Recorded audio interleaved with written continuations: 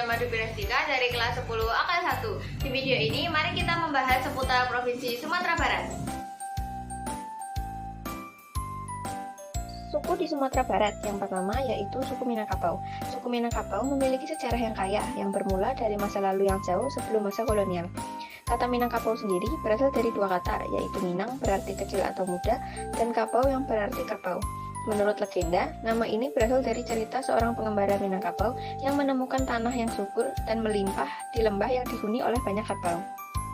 Selanjutnya ada suku Mentawai. Para leluhur suku Mentawai diyakini telah bermigrasi ke Kepulauan Mentawai antara 2000 sampai 500 tahun sebelum Masehi. Salah satu ciri khas mereka adalah tato yang menghiasi hampir seluruh tubuh.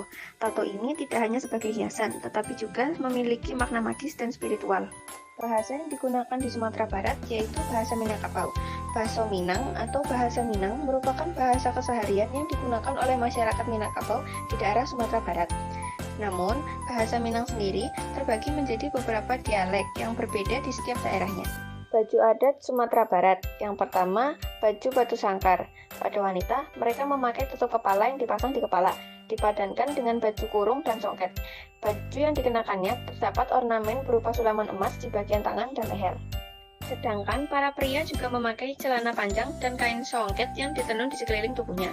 Pakaian yang dikenakan pada bagian tangan berbordir emas dan kerah, serta dilengkapi bagian kepalanya memakai penutup kepala bernama salua.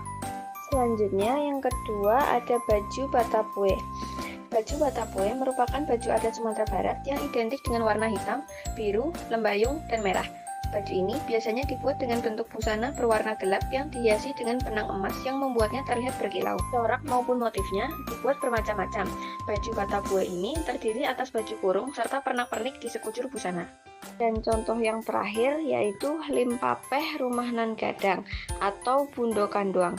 Limpapeh Rumah Nan Gadang atau Bundo Kanduang ini memiliki ciri khas yaitu bagian kepalanya yang memiliki bentuk seperti atap rumah gadang Sumatera Barat. Makna dari pakaian adat ini adalah kebesaran, terutama untuk perempuan sebagai istri dalam rumah tangga, berfungsi untuk memperkuat hubungan anggota keluarga. Alat musik dari Sumatera Barat. Yang pertama ada talempong. Talempong berbentuk lingkaran dengan tonjolan di tengah sebagai tempat pukulan. Bagian bawahnya berlubang seperti mangkuk terbalik dengan dua tali di sisi kanan dan kirinya. Talempong dimainkan dengan cara dipukul dan mirip bonang dalam gamelan Jawa. Hampir sebagian besar alat musik pengiring tarian adat Sumatera Barat ini dilengkapi dengan alat musik talempong sebagai salah satu instrumennya.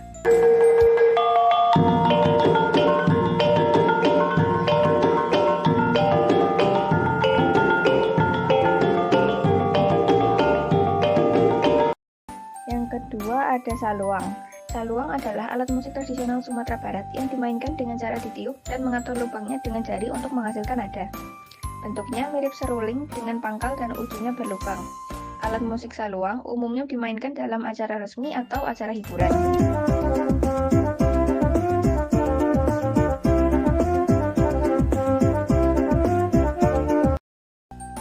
Atau yang ketiga ada rebana. Rebana atau rabano ini dalam bahasa Minang adalah alat musik sejenis gendang yang di bagian sebelah mukanya diberi kulit hewan. Rabano adalah alat musik perkusi atau pukul tradisional yang seringkali ditampilkan dalam upacara maupun pertunjukan yang berkaitan dengan agama Islam.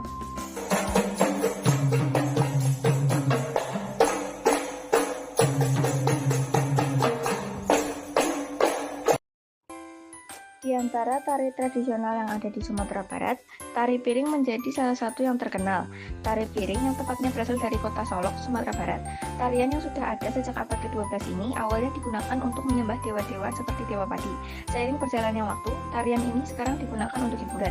Seperti namanya, tarian ini memanfaatkan piring sebagai salah satu atributnya.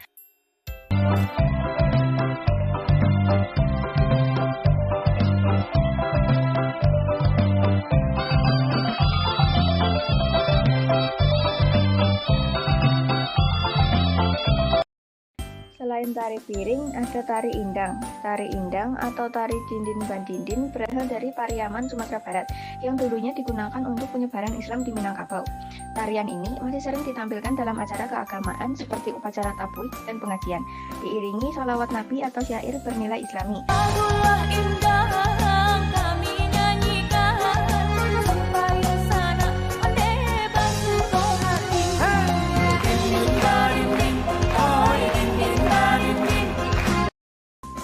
Selanjutnya ada makanan khas Sumatera Barat.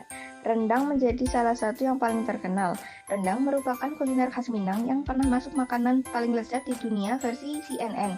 Rendang terbuat dari olahan daging sapi yang dimasak menggunakan aneka bumbu dan rempah dengan waktu yang cukup lama, sehingga membuat makanan ini memiliki cita rasa yang sangat lezat. Rendang seringkali dijumpai saat Lebaran dan Hari Raya Idul Adha. Selanjutnya ada sate Padang. Sate Padang adalah sebutan untuk 3 jenis varian sate di Sumatera Barat. Makanan khas Sumatera Barat ini memakai bahan daging sapi, lidah atau jeroan, dengan bumbu kuah kacang kental ditambahi cabai yang banyak sehingga rasanya pedas. Selain rendang dan sate Padang, ada dendeng balado. Dendeng balado merupakan hidangan yang umumnya dapat ditemukan di berbagai rumah makan Padang. Hidangan ini terbuat dari potongan tipis daging sapi yang direbus dan kemudian dikeringkan. Setelah itu, daging pun digoreng hingga garing dan kemudian dilumuri dengan bumbu balado yang memiliki cita rasa kuat akan rempah. Ini ada tradisi di Sumatera Barat. Yang pertama ada pacu jawi atau balapan sapi tradisional. Tradisi ini biasanya digelar di tanah datar pada musim panen sebagai bentuk perayaan. Tradisi selanjutnya ada Balimau. Balimau adalah tradisi unik yang dilakukan untuk menyambut bulan suci Ramadan.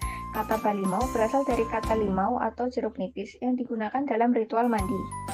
Selanjutnya ada tradisi Randai. Randai adalah seni pertunjukan tradisional Minangkabau yang menggabungkan tari, drama, musik, dan seni bela diri silat. Pertunjukan Randai biasanya mengisahkan tentang cerita rakyat atau legenda Minangkabau. Rumah adat Sumatera Barat yang paling terkenal adalah Rumah Gadang, yang merupakan rumah tradisional suku Minangkabau.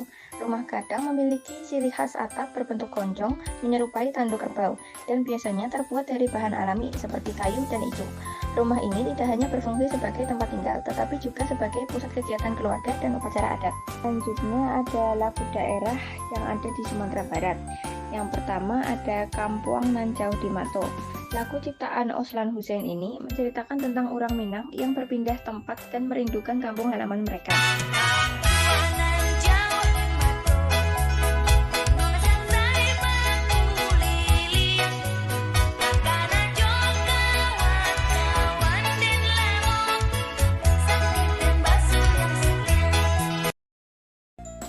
Selain Kampuang Nan Jauh di Mato, lagu daerah di Sumatera Barat ada Ayam dan Lapeh.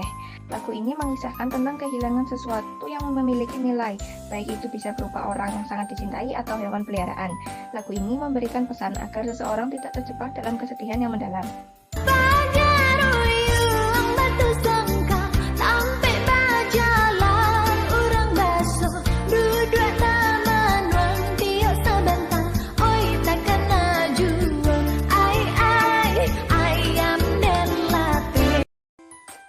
Selanjutnya ada senjata tradisional di Sumatera Barat. Yang pertama ada Ruduih.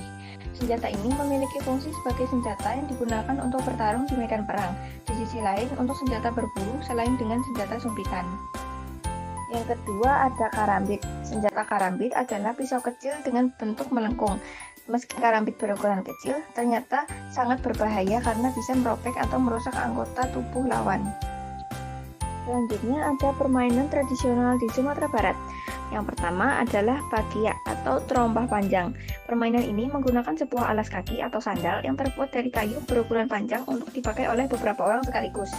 Kedua ada sepak tekong. Sepak tekong merupakan permainan khas dari Sumatera Barat.